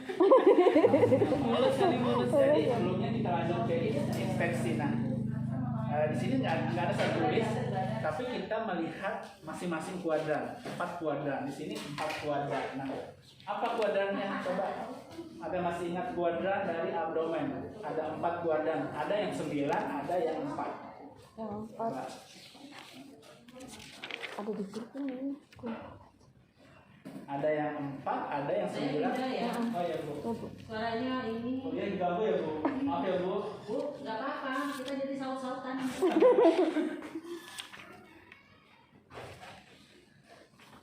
Jadi kuadran abdomen itu ada yang 4, ada yang 9. Nah, 4 itu apa namanya? Itu lebih sederhana loh namanya. Ada kuadran atas Kuadran kanan, kanan, kuadran atas kiri, kuadran bawah kanan, kuadran bawah kiri. Jadi, bisa ada yang bisa ulang? Kuadran kanan atas, kuadran kiri atas, kuadran kanan bawah, kuadran kiri bawah. Coba diulang 4 kuadran abdomen. Kuadran kanan, kuadran kanan, kuadran kiri atas, kuadran kanan bawah, kuadran kiri bawah. Nah, udah ada paham semua 4 kuadran, udah kan? Tunggu Fajar, lagi Fajar. Jadi kuadran itu kuadran abdomen. Jadi abdomen itu dibagi menjadi 4 kuadran. Ada kuadran atas kanan, nih, tangan saya kanan atas. Kemudian kuadran kiri atas. Kemudian kanan bawah. Kemudian kuadran kiri bawah. Nah, paham? Paham. Nah, kita lanjut. Nah, di bagian kuadran tersebut ada organ apa saja? Kita mulai dari kuadran kanan atas, yang bagian kanan abdomen kita nih, bayangin aja. Kanan itu apa aja? Nih. Ada hati, yes. Apalagi ginjal apa? Satu-satu aja, mulai dari siapa? Tidak. Pikir apa yang bagian kanan? Kuadran kanan nih. Jadi pembagiannya itu coba tidur. Ya ini. Maaf ya Pak, maaf. Nah, perutnya agak turun dikit ya. Nanti kita bagi itu, nah, dari bagi itu kita bagi 4 itu langsung di ini umbilical. Yang umbilical ini langsung kita bagi di bawah, ini kita bagi sini, kemudian sini, ini kanan bawah, kiri bawah, kanan atas, kiri atas. Itu kita bagi tengahnya di bagian umbilical, bagian ini apa sih? Pusat. Pusar, ya, umbilicus. Nah, kemudian yang bagian kanan apa? Organ apa saja? Coba tidak. Satu apa? Di bagian kanan sini ada apa? Hati. Lanjut, apalagi? Ginjal apa? Ginjal kanan. Sebentar, yang ginjal karena ginjal itu ada 2. Lanjut ada apa lagi? Kira-kira?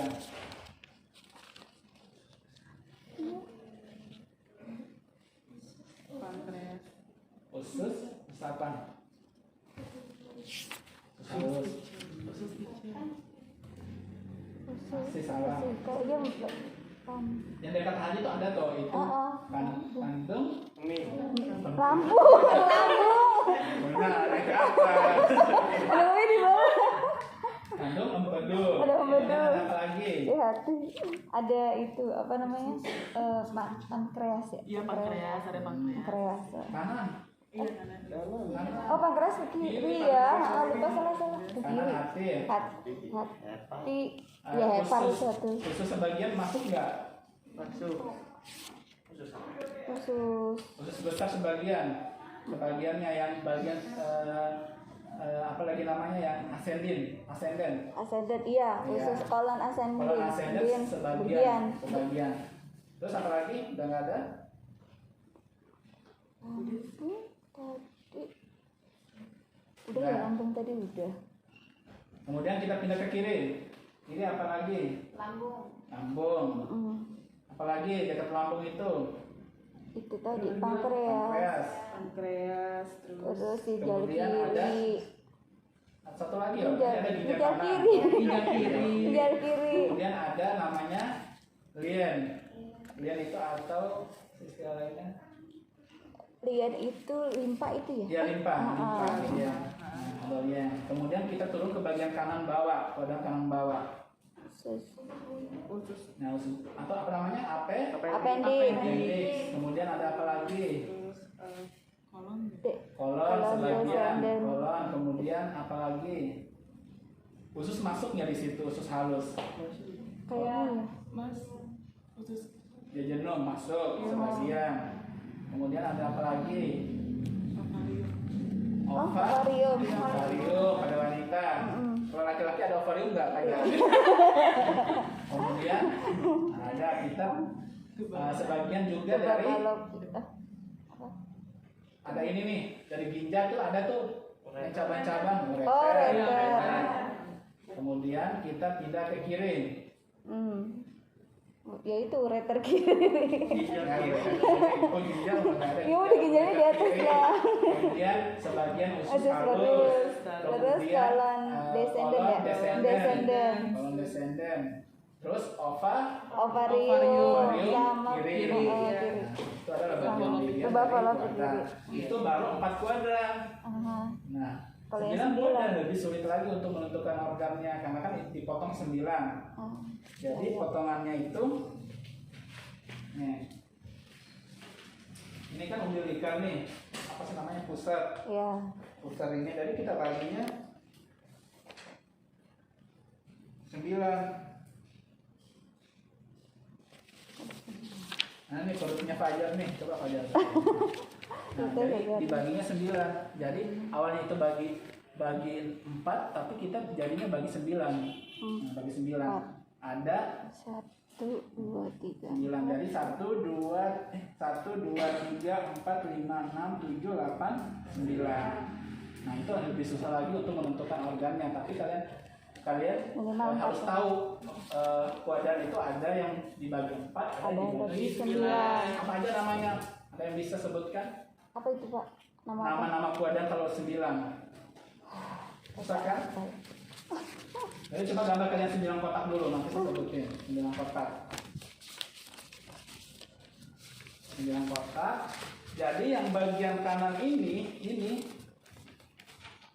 bagian kanan ini namanya hipokondria kanan. Nih, kan ada 9 nih. Hipokondria kanan. Nah, udah tulis? Hipokondria kanan. Jadi bikin kotak 9 dulu. Ada hipokondria kanan. Kemudian yang di ininya di bagian sini namanya epigastrium. Nah, yang adanya di atas lambung. Nah, itu namanya epigastrium. Kemudian yang di bagian kirinya ini hipokondria kanan. Apa aja di kanan ya? Hipokondria kanan. Kemudian epigastrium. Tengah-tengah epigastrium Ya. Pak. Kemudian ada yang namanya hipokondria Kiri. kiri. Sama namanya karena sama itu sama. Kemudian turun ke bawah itu namanya lumbar kiri. Ini lumbar kiri, bagian kiri lumbar kiri. Kemudian lumbar kanan. Kemudian yang di tengah umbilical. Nah, paham kan? Kemudian di bawah namanya inguinal kanan. Inguinal kanan, inguinal kiri, kemudian hipogastrik. Iya. Hipogastrik. hipogastrik, Jadi inguinal itu bisa ada juga yang disebut iliaka. Jadi kalau ada tulisan iliaka itu sama dengan inguinal. Jadi bisa tulis inguinal atau iliaka kanan. Kiri. Tunggal kanan. Dan paham? Nanti kalian bisa cari di internet kira-kira organ apa aja ada di bagian situ. Itu kan agak ini Agak lebih spesifik. agak lebih spesifik dan agak rumit tadi. Tapi kalian harus cari di mana. Nanti pas ujungnya kalau dapat abdomen sananya. Berarti kalian tahu kan kira-kira di bagian situ apa ya. Walaupun sebenarnya nggak terlalu harus ini mendalam, tapi kan harus tahu biar nanti kalau ada nyeri perut kalian bisa membedakan itu nyerinya di organ mana. Nah itu Pak, apa? yang tadi yang tengah yang antara lumbal kanan lumbal kiri tengahnya apa? Umbilical. Umbilical. Oh iya tadi. Umbilical ya pas pusat berarti ya. Nah kita lanjut ke bagian inspeksi. Jadi inspeksi itu kita lihat yang pertama masalah pigmentasi, warna, kontur dan sebagainya. Kontur itu adalah pokoknya apa ya? Kontur itu diartikan sebagai apa ya bahasa Indonesianya? Kontur.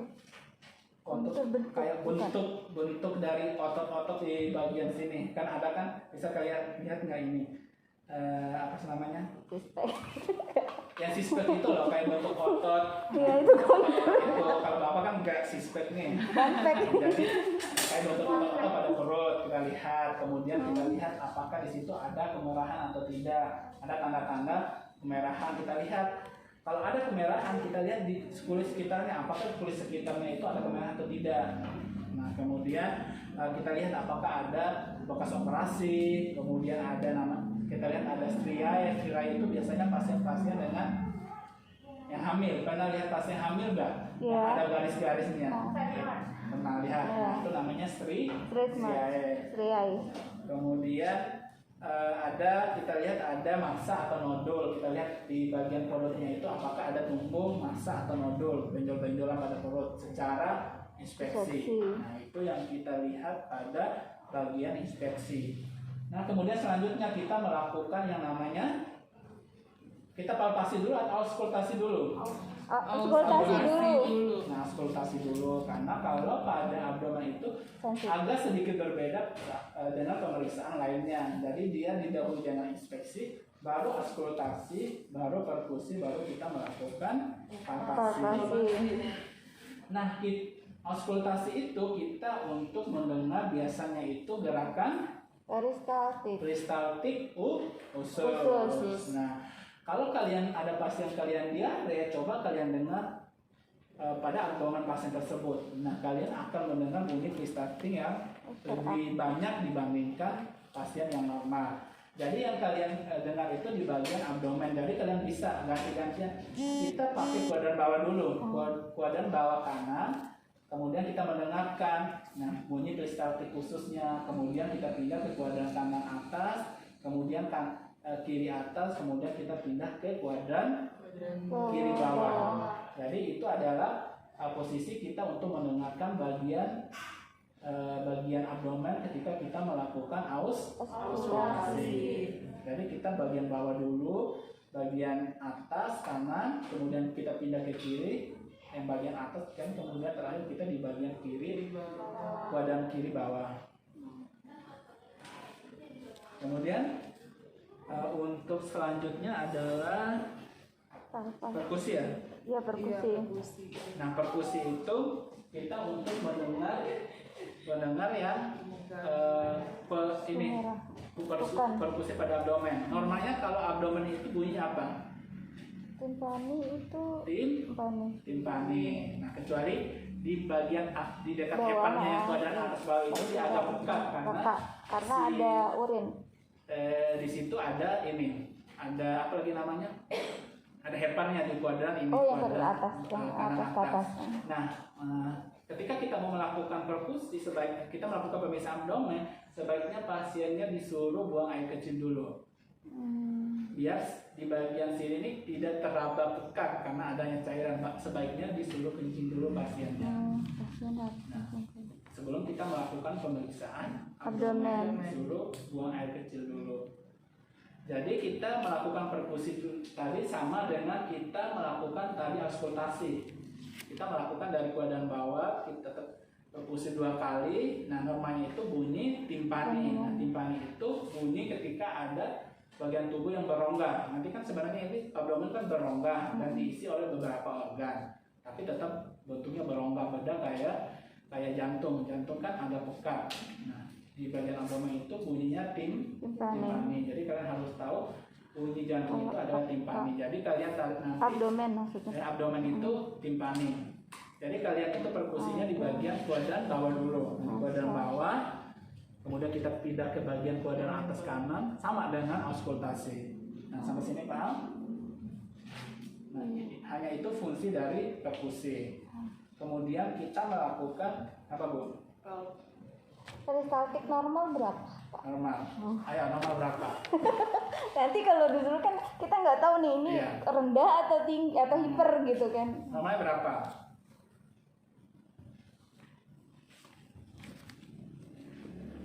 Itu banyak referensi, ada yang bilang 7 sampai 12 kali, 7 sampai 15 kali. Coba cari.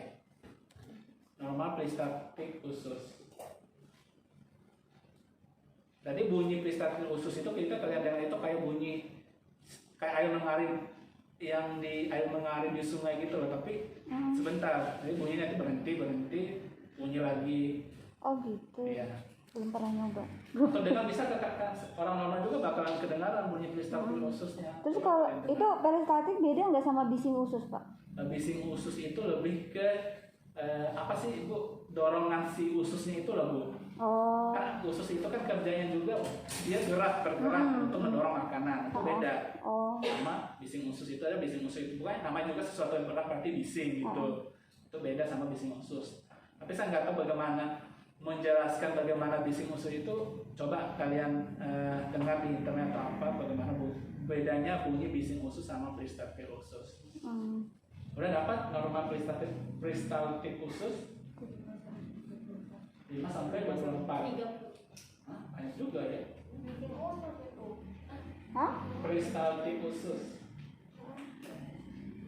Nggak ada kalau peristaltik. Ada bising usus. Enggak ada. Iya. Coba di sini siapa tahu ada. Saat peristaltik abdomen.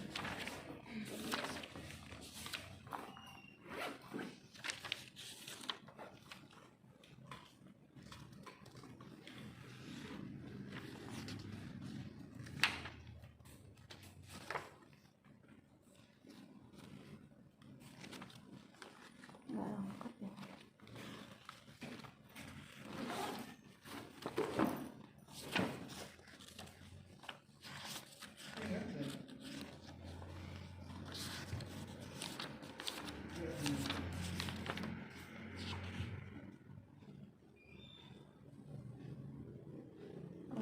Small.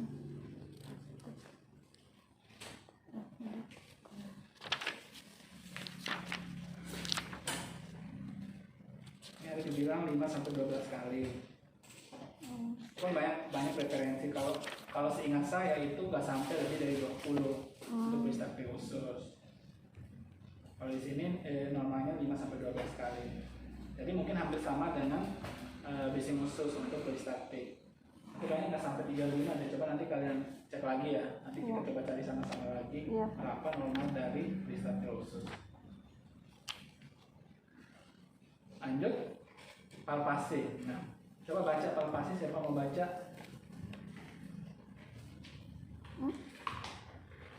Nah, sebelum kita palpasi, yang pertama itu hangatkan tangan dulu. Jadi kita biasakan hangatkan tangan biar pasiennya dia merasa dingin. Jadi kita bisa gosok-gosok dulu tangan kita. Kemudian pertama identifikasi lokasi nyeri perut. Jadi kita tanya tadi apakah ada nyeri perut atau tidak. Nah, kalau ada nyeri perut kita tanya di mana letak nyeri perutnya. Misalkan Fajar nih pasien kita ada nyeri perut. Nah, disitulah kita pertama kali melakukan palpasi di bagian yang nyeri.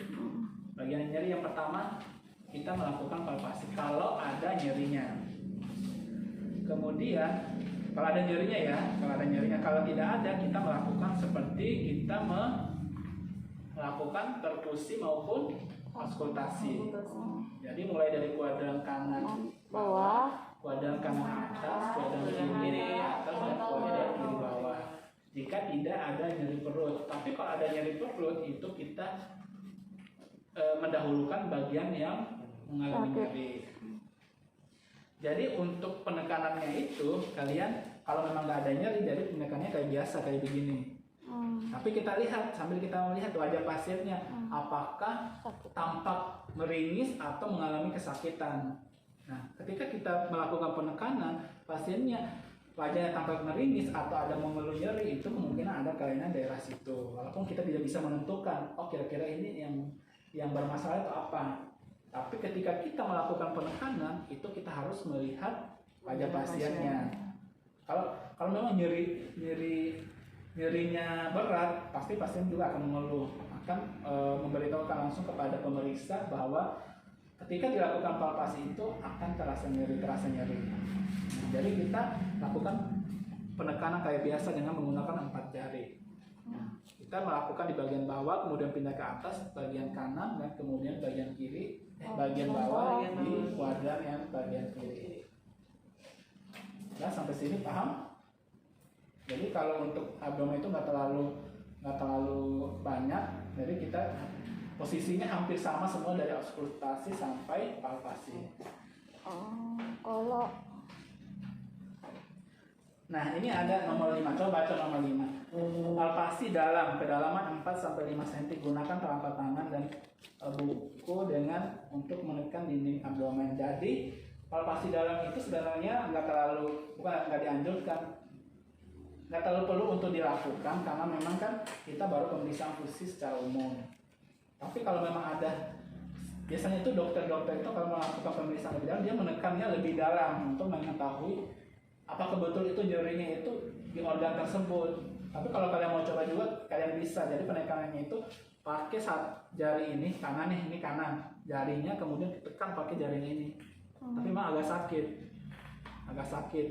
Jadi ditekan lebih dalam, 4-5 cm di dalam. Nah, sampai sini paham untuk abdomen, untuk pemeriksaan abdomen. Jadi hampir sama. Mulai dari auskultasi itu kalian bagian bawah, pokoknya posisinya hampir sama mulai dari auskultasi, perkusi maupun palpasi. Jadi kalau misalnya nih kalau hanya di gastritisnya misalnya ada gastritis dengan diagnosa, berarti langsung ke kuadran yang sakit dulu ya Pak? Walaupun sebenarnya kalau orang gastritis itu tanpa ditekan juga udah terasa sakit kan? Iya. Maksudnya kalau memang udah sakit dan itu udah pasti di daerah gastritisnya, kalau pasien memang nggak merasa nyaman nggak usah dilakukan palpasi. Oh gitu. Ya, karena kan udah sakit. kalau dia memang udah riwayat, saya gastritis sudah lama, udahlah nggak usah lakukan palpasi. Kasihan pasiennya kalau dilakukan penekanan lagi. Tapi kalau ada keluhan seperti di bagian appendix, biasanya kan orang bagian appendix itu kan nyeri pada perut kuadran kanan bawah. Kanan bawah itu kita bisa melakukan di bagian situ untuk melakukan penekanan. Pasti kalau pasiennya appendicitis pasti nyeri ketika dilakukan penekanan. Oke. Ada pertanyaan untuk abdomen? Ada pertanyaan? Nggak ada, kita lanjut ke alat kelamin. Jadi ini nggak perlu ada demonstrasi ya. Iya, Kita jangan. baca aja. Jadi yang pertama untuk alat kelamin laki-laki. Nah, sama seperti yang sebelum-sebelumnya kita tanya keluhannya. Pak, ada keluhan nggak? Mohon maaf. Jadi sebelum saya lanjut, untuk alat kelamin ini ini kan agak sensitif pertanyaannya. Jadi kalian harus betul-betul menjelaskan kepada pasiennya tujuan dari pemeriksaan kita, karena kita kan akan membuka sesuatu bagian tubuh yang memang agak sensitif. Jadi kalian harus bisa menjelaskan tujuan dari pemeriksaan kalian dan minta persetujuan dari pasien. Kalau pasiennya nggak mau, nggak usah dipaksa. Jadi kita boleh misalnya untuk ngambil data ini dari data subjektif dari pasiennya aja gitu, boleh, tanpa pemeriksaan boleh Pak? Boleh kita kalau memang pasiennya Enggak, tidak mau bersedia. dilakukan dibuka bagian pakaiannya untuk melihat bagian alat kelaminnya, kita bisa mengambil data sesuai dengan data anamnesa kita dari pasiennya, apa yang dikeluhkan, apakah di bagian kelaminnya ada kelainan atau tidak, bisa kita mendapatkan data dari pasiennya, itu data subjektif. Kalau memang pasiennya nggak mau, tapi kalau memang ada keluhan yang dirasakan pada alat kelamin, usahakan dilakukan pemeriksaan keseluruhan, inspeksi dan palpasi. Kalau memang ada keluhan dan pasiennya setuju untuk dilakukan pemeriksaan. Tuh, di situ ditanya apa keluhan yang dirasakan, kemudian apakah ada gangguan pola Buang air buang air kecil. kecil. Nah, kita tanyakan apakah ada luka di daerah kelaminnya, apakah ada bengkak, apakah ada nyeri. Kemudian kita tanyakan apakah ada perubahan dari bagian penis dan skrotumnya, apakah perubahan warna, apakah timbul nyeri. Nah, itu hal-hal yang perlu kita tanyakan ketika kita melakukan anamnesa. Nah, kemudian kita bertanya masalah hubungan seksual, ini juga sangat sensitif. Kalau memang nggak perlu atau memang masih ragu untuk ditanyakan, nggak perlu ditanyakan. Tapi kalau udah trustnya sama pasiennya udah bagus, kalian bisa menanyakan masalah seksualnya. Apalagi pasien-pasien dengan misalkan dengan penyakit HIV, itu kan sebenarnya sangat perlu kita menanyakan tentang masalah seksualnya. Iya. Dia udah punya istri Penularannya. kan, bagaimana hubungan seksualnya, dia udah berhubungan sama siapa aja. Itu yang perlu kita tanyakan pada pasien-pasien dengan penyakit tertentu seperti HIV, karena itu erat kaitannya dengan proses transmisi atau proses penyebaran atau infeksi dari penyakit menular HIV.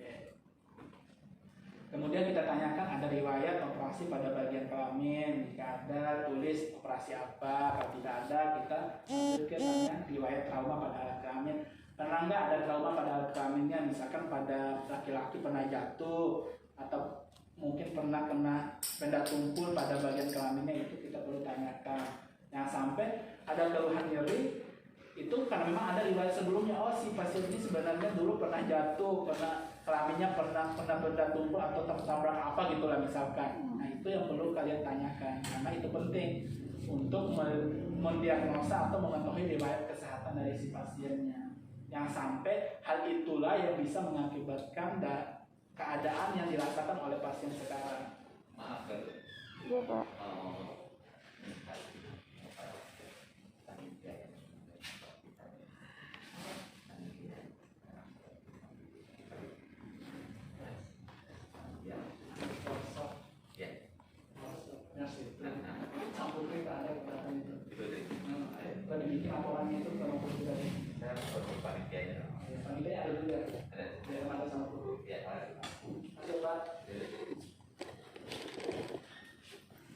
Nah, kemudian selanjutnya kita melakukan inspeksi. Coba baca satu orang inspeksi apa aja yang perlu kita lihat di situ.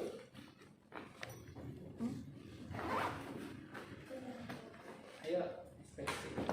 Infeksi. Pertama, infeksi rambut pubis. Perhatikan penyebaran dan pola pertumbuhan rambut pubis. Catat bila rambut pubis tumbuh dan sangat sedikit atau sama sekali tidak ada. Dulu berarti inspeksi pertama kita melihat rambut pubis. Paham kan rambut pubis itu apa? Iya. Rambut pubis kita melihat pertumbuhan bagaimana. Apakah sangat sedikit? Apakah sangat Banyak. sangat lebar? Jadi di situ kita bisa melihat karena ada beberapa kelainan itu bisa kurang tahu ada memang yang tidak tumbuh. Iya, sama sekali. Apa tadi namanya? Rambut pubisnya. Nah, itu yang perlu kita lihat. Kita melihat penyebarannya apakah sangat lebar atau memang sangat kurang pertumbuhannya. Kemudian yang kedua apa? Amati penis mengenai kulit, ukuran, dan adanya kelainan lain yang nampak. Nah, kemudian kita lihat penisnya, kulitnya, apakah ada kelainan di kulitnya. Kita melihat ukuran juga kalau memang penting untuk ini. Nah, kita lihat ukuran itu, jangan lihat apakah ukuran itu berubah karena memang ada masalah pembengkakan atau ada inflamasi atau tidak, karena kan ada beberapa masalah itu yang bisa mengakibatkan ukuran penis itu berubah karena mungkin ada infeksi atau adanya inflamasi. Kemudian adanya kelainan yang bisa kalian tampak lihat, mungkin di bagian glans penisnya itu ada bercak-bercak, mungkin ada di bagian itu bercak-bercak yang bisa berkaitan dengan masalah infeksi pada alat kelamin. Kemudian selanjutnya Ada pria yang kesakitan, pegang penis dan buka kuluk penis. Amati lubang uretra dan glans penis. Amati ulkus, nodula, peradangan, atau bila pasien malu, penis dapat dibuka oleh pasien sendiri. Lubang uretra normalnya terletak di tengah gland. Pada beberapa kelainan, lubang uretra terletak di bawah batang penis atau hipospodia dan ada terletak di atas batang penis atau epicertis. Nah, jadi ini untuk kita melihat ada kelainan pada lubang uretra. Karena ada beberapa kasus itu lubang uretra itu kan normalnya di glans penis bagian depan. Nah, kita udah belajar anatomi. Ini anatomi alat kelamin ada di bagian depan untuk lubang uretra eksternalnya ada di depan. Tapi ada beberapa kasus itu dia adanya di bawah. Jadi misalkan ini nih, ini lubang uretranya di bagian sini, tapi ada beberapa itu yang adanya di bagian bawah. Ada beberapa kasual pun langka, ada bagian bawah. Itu kan sangat berpengaruh juga ketika dia melakukan eliminasi. Jadi nggak seperti yang normal atau ada di bagian atas. Maka ada beberapa kasus yang memang kalau kalian pemeriksaan fisik anak yang tidak ada lubang uretranya. Tidak ada lubang uretranya, itu biasanya ditemukan pada anak baru lahir. Karena kan kita kalau anak baru lahir kan kita harus melakukan pemeriksaan fisik. Kita lihat kelaminnya apa. Kalau memang laki-laki kita lihat apakah ada lubang uretra atau tidak. Nah itu yang bisa kalian lihat pada saat melakukan palpasi. Tapi kalau pasien yang nggak sunat, jadi kalian harus apa sih istilahnya? Kan itu ada penutup, ada kulit untuk menutup gelang penisnya, itu kalian bisa tarik dulu ke bawah untuk bisa melihat lebih jelas gelang penisnya. Atau kalau pasiennya nggak mau, bisa pasiennya sendiri untuk melakukan. Tapi ingat, tetap menjaga privasi dan harus mendapat persetujuan dari pasien. Kemudian kita melihat skrotumnya. Nah di skrotum itu bagian mana? Yang di bawah. Nah di bagian bawah yang bentuknya kayak apa sih istilahnya itu? Jadi ya gimana ya? Pokoknya yang di bagian pangkal penis ada di bagian bawah yang membungkus. Apa yang dia bungkus? Salah. Oh salah. Apa yang dibungkus sama skrotum? Apa yang dibungkus? Testis. Testis itu ada berapa? 2. Jadi kamu nggak tahu. Jadi ada itu adalah fungsi dari skrotum. Skrotum yang kita lihat apakah itu berubah warnanya, apa kemerahan, apakah ada bengkak. Kalau perlu kalian raba. Ketika kalian raba itu ada nyeri atau tidak.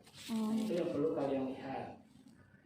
Kemudian selanjutnya tadi udah saya langsung ke palpasi. Nah untuk palpasi ini biasanya itu dilakukan penekanan juga pada daerah batang penisnya. Dilakukan penekanan karena ada beberapa pasien dengan masalah infeksi pada saluran uretra yang di bagian penisnya itu. Jika ada infeksi biasanya ada keluar nanah. Jadi kalian harus melakukan perabaan pada bagian situ. Nah ini tulisannya. Untuk mengetahui adanya nyeri tekan, nodul dan ada yang cairan yang keluar, palpasi sebaiknya tidak dilakukan pada pasien yang tidak memiliki keluhan. Nah ingat, kalau tidak ada keluhan di bagian penisnya nggak usah dilakukan palpasi. Kalau nggak ada keluhan.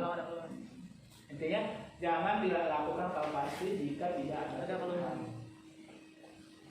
Udah sampai sini untuk kelamin laki-laki. Udah sampai sini, kita lanjut ke kelamin perempuan. Nah ini mungkin kalian lebih paham daripada saya kan. Nah sama dengan kelamin laki-laki, kita tanyakan keluhan apa yang dirasakan. Kemudian yang perlu kita tanyakan selanjutnya adalah tentang menstruasinya. Nah, menstruasinya itu kemudian periode menstruasinya. Mungkin kalian lebih paham kan bagaimana menstruasinya, berapa lama menstruasinya, kemudian periodenya bagaimana, kemudian jika dia sudah memiliki anak dan sudah menikah, apakah ada penggunaan kontrasepsi atau tidak. Kalau ada penggunaan kontrasepsi, kita tanyakan kontrasepsi jenis apa yang digunakan oleh pasien tersebut. Kemudian sama dengan laki-laki tadi, kita tanya riwayat penyakit pada kelaminnya. Apakah sebelumnya pernah operasi pada bagian kelamin, apakah ada pembedahan sebelumnya, apakah ada kehamilan, karena itu kan berpengaruh terhadap anatomi dari alat kelamin perempuan. Karena kehamilan kan bisa berpengaruh kan, yang mungkin awalnya mohon maaf agak rapat, tapi setelah melahirkan itu agak sedikit berubah bentuk dari alat kelamin pada perempuan. Karena kalau nggak ditanya kehamilan tiba-tiba kok bentuknya gini nggak seperti biasa, dia udah berapa kali melahirkan, makanya perlu kalian tanya, oh udah pernah melahirkan nggak bu? Udah pernah 2 kali ya, otomatis keadaan vagina dan bagian kelamin perempuan lainnya itu akan sedikit berubah. Kemudian selanjutnya inspeksi dan palpasi. Coba baca yang lain untuk inspeksi dan palpasinya.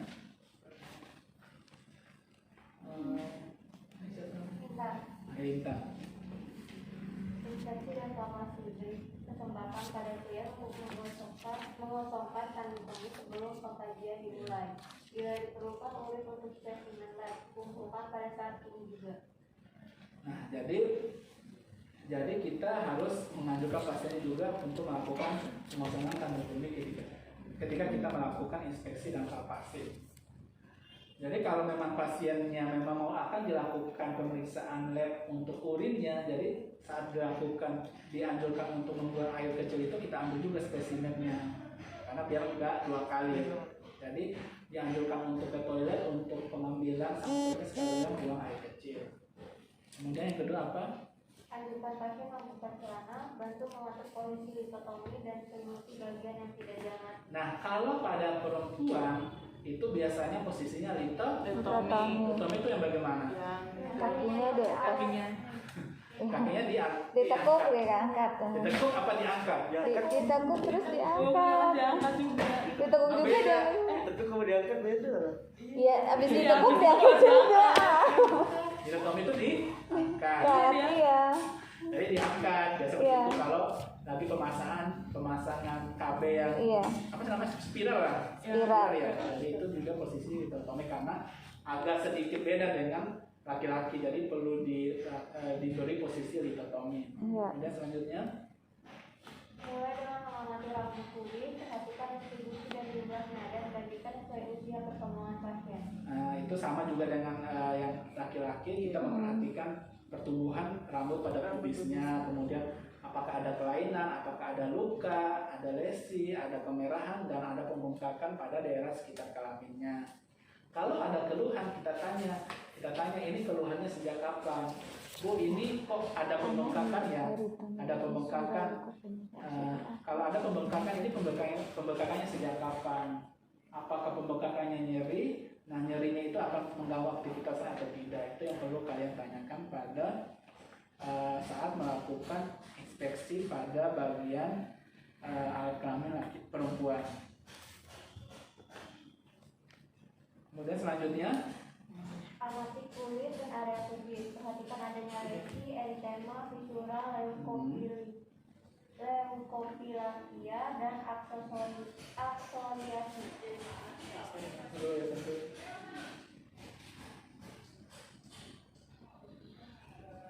kemudian lanjut. Buka labia mayora dan amati bagian dalam labia mayora, labia minora, klitoris, dan meatus uretra. Perhatikan setiap ada pembengkakan, meliput maupun nodular. Jadi kalian itu membuka bagian-bagian, yaitu bagian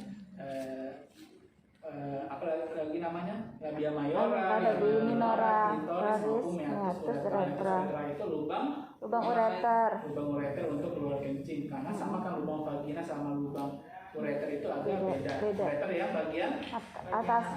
kemudian bagian bawah lubang vagina. Kemudian labia mayora itu bibir yang bagian luar.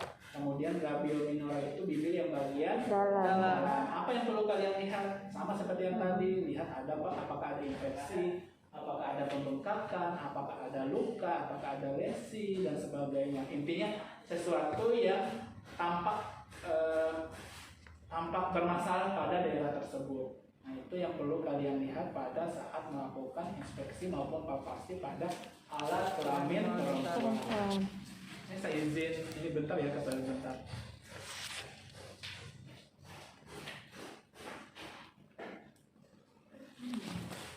Dimutkan dulu wajah. Emang diinjak?